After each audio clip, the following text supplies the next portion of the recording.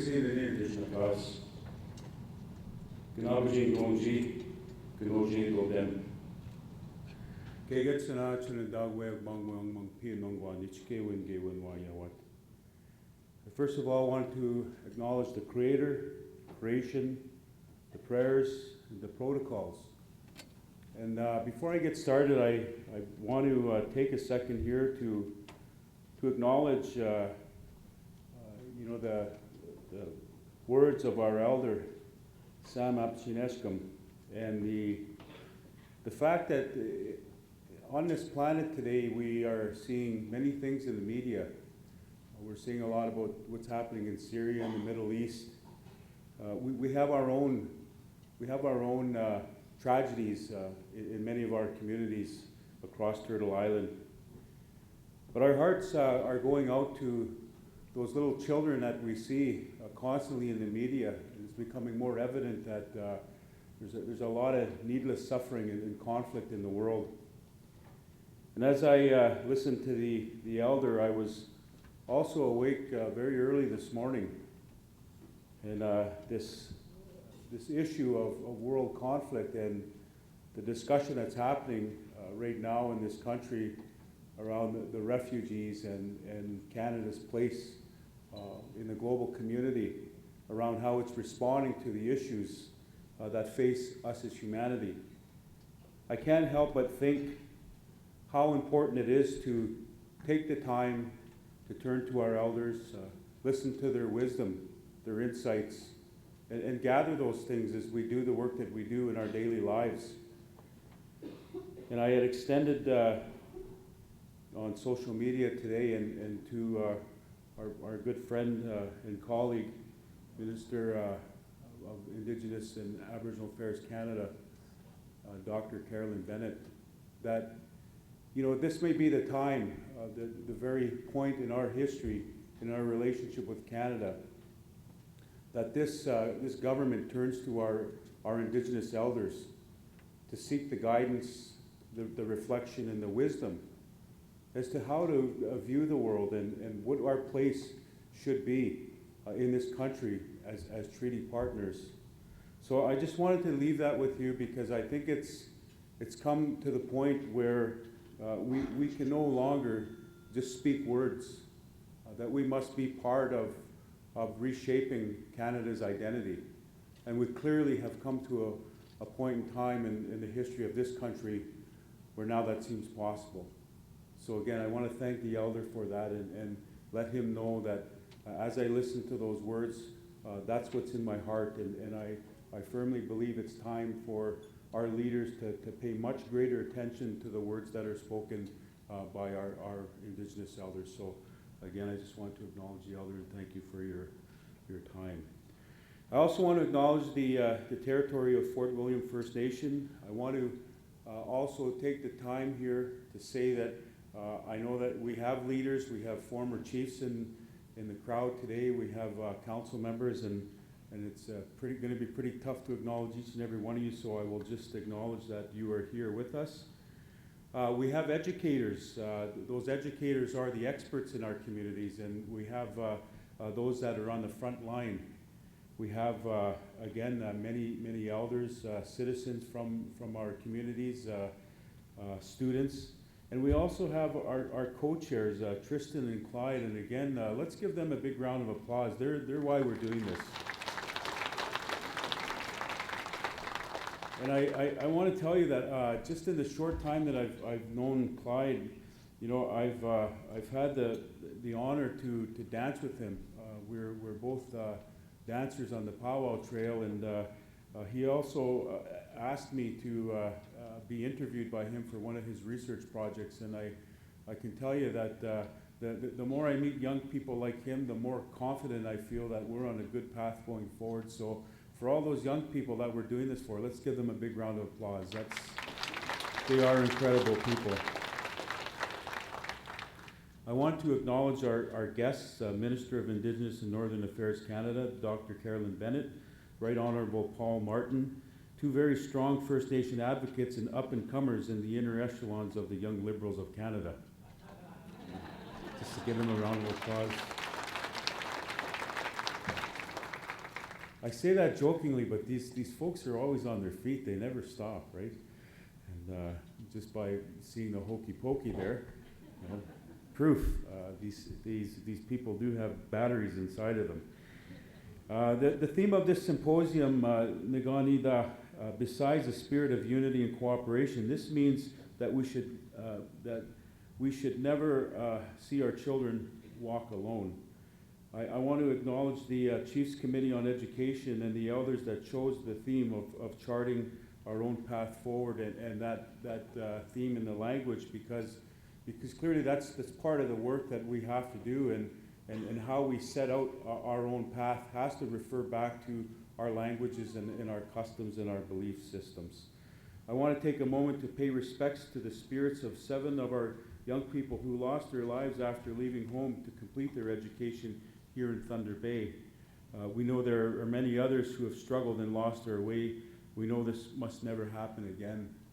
And again, for those of you that don't know, that we do have the inquest into the death of those 7 youth that are happening here in Thunder Bay. And again,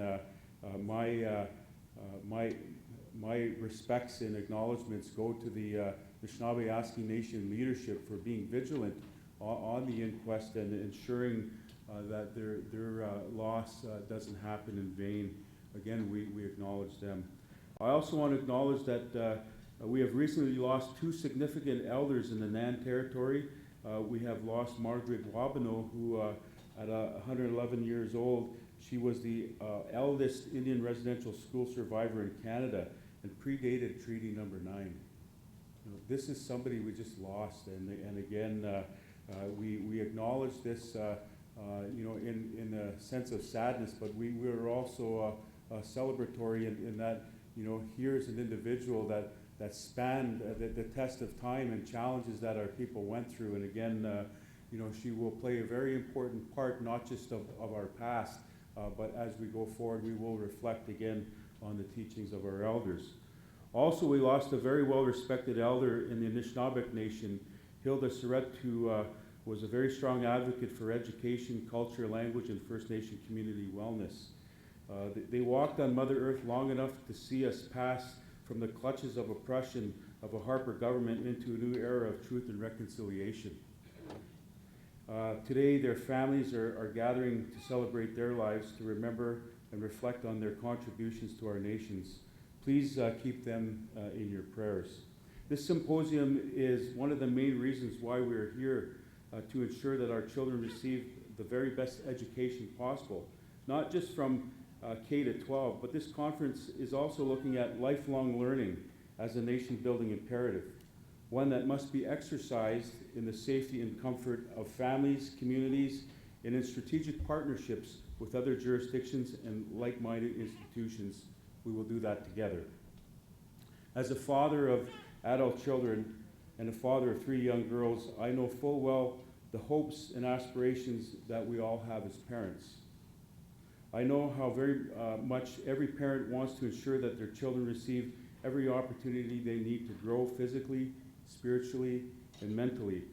And for those of you who follow me on Facebook, you'll know that I always have my daughters on Facebook, and in particular, I've really taken the time over the last 4 years to share with you the steps that my 4-year-old has taken from daycare now going into JK, and you know, I've done that for a reason, and it's to actually share with you the life of a child who is actually getting the best education in our First Nation community that we can never ever see anywhere else. And again, for those of you who are daycare workers, can you put up your hands, please? We're one daycare worker, we have one. But you are a champion, and I just wanted to acknowledge all of our daycares. And again, we can't forget, and part of what I'll be talking about today is that the daycare aspect of education is so very, very vital in our communities. Our children and our youth are our future. That future is today. The future is the very work that you have in your hands, not only here today, but in the everyday work and efforts as education experts, frontline workers, and community leaders. We cannot afford to let any more of these dreams be dashed by the cruel realities of the current First Nation education crisis in this country. I've been involved in the Charting Our Own Path Forward initiative for quite some time as a First Nation leader in Ontario. I have moved many resolutions associated with this walk together to assert our inherent jurisdiction regarding the education of our people. I'm very familiar with the vision of asserting our jurisdiction over education, and I want to ask you just to take note here that for the purposes of this discussion on education jurisdiction, the simple definition for jurisdiction, there's 3 words: responsibility, capacity, and authority. When we have jurisdiction over education, it means our lifelong learning systems are intact, operable, and resourced, and based on our customs, traditions, languages, homelands, and sacred knowledge. When we have jurisdiction of education, it means our communities and nations are stronger, our cultures thrive, and our people flourish. I was elected as the Ontario Regional Chief for First Nations in Ontario based on a commitment to secure a future for our children. Education is a key component to securing that future. We all know that the status quo must go when it comes to education. This is something that our 2 young Liberal guests, the Right Honourable Paul Martin and the gracious Minister of INAC, Dr. Carolyn Bennett, have been saying for a long, long time. And again, I just want to underscore that these 2 individuals that are joining us here today have been champions in days, the dark days of the Liberal government when this country lost faith. But again, they were faithless to the cause of First Nations. Let's give them a big round of applause again.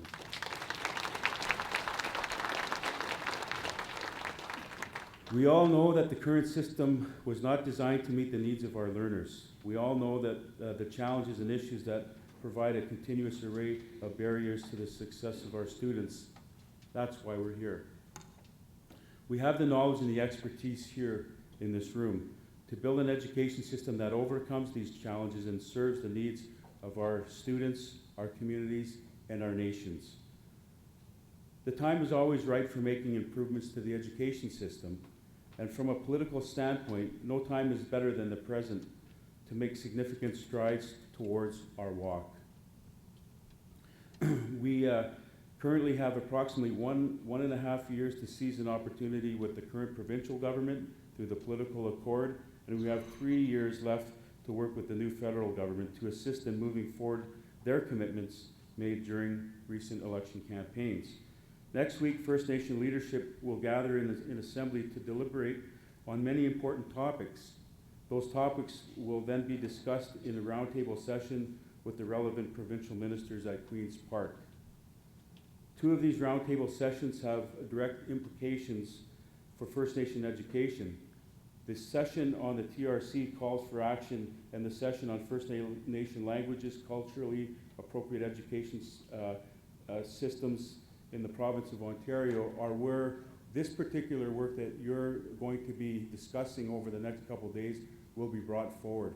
And again, your work here, I need to underscore the importance is that we're no longer just going to be sharing ideas and hopefully those land on tables and get to places where they actually make traction in the communities. No, it's very different. We have a plan, we have a process, we have willing governments, and your work will not be left on a shelf or in a report to collect dust. We are anticipating that the political accord between First Nations in Ontario and the Government of Ontario will provide a strong motivation to produce positive and meaningful outcomes for these sessions.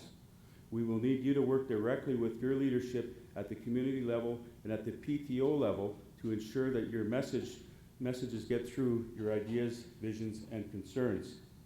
As for the feds, the new Liberal government made several funding commitments related to education, as well as more general pledges to work with First Nation governments on the way forward and increase efforts on language, culture, and the preservation of those.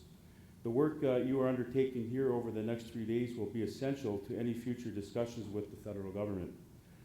On November 4th, I asked Carolyn Bennett to attend here to visit you during the summit. She's here as the new minister, but I can tell you from my gut and from my heart of hearts, Carolyn is here as a friend. So again, thank you, Minister, for being here for us. We have a great director, Julia Canelish, and her staff who have done an excellent job. Julia, can you please stand? And have all your staff stand, because I think they've all done an excellent job pulling this together.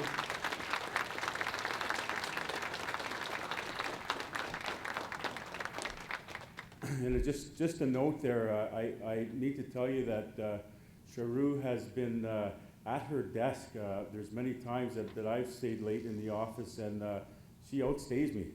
And again, a testament to the work that will take place here today is really through the efforts of the staff at the Chiefs of Ontario.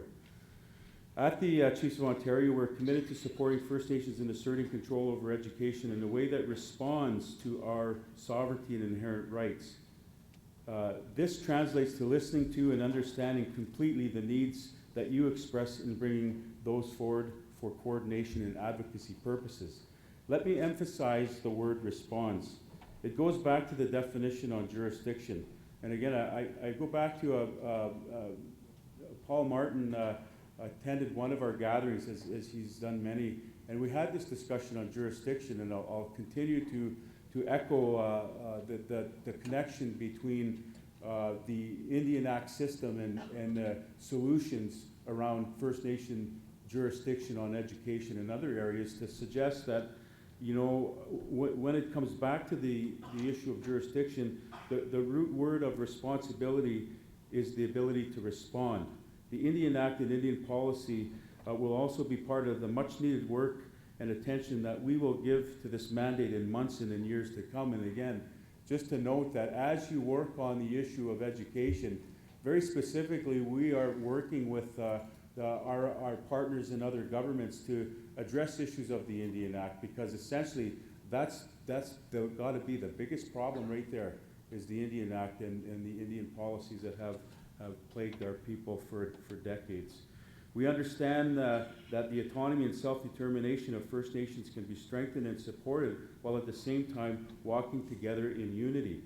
Unity and diversity is what we strive for. Your guidance and advice in the past has demanded that COO ground our activities in sovereignty and inherent rights.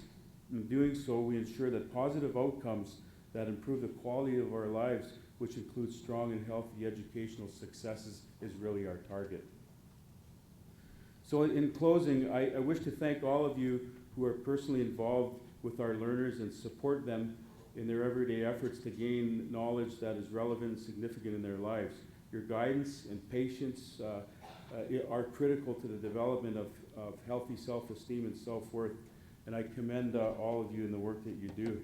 And you know, I sat on the plane yesterday with Roxanne from Unica, and she wouldn't stop talking. I don't know what it is about all these people that are interested in education, but they just don't stop talking. And I say that with all due respect and kindness, and again, I want to let you know that this symposium is designed to allow that talking to continue. But it's not just about discussions we have. We need to take that discussion, we need to target it in dialogue. Dialogue that actually targets our goals towards success. And then ultimately, we as treaty partners will begin to make decisions, and we will set direction forward in this country that sees us securing our rightful place. So again, thank you for being here. Miigwech.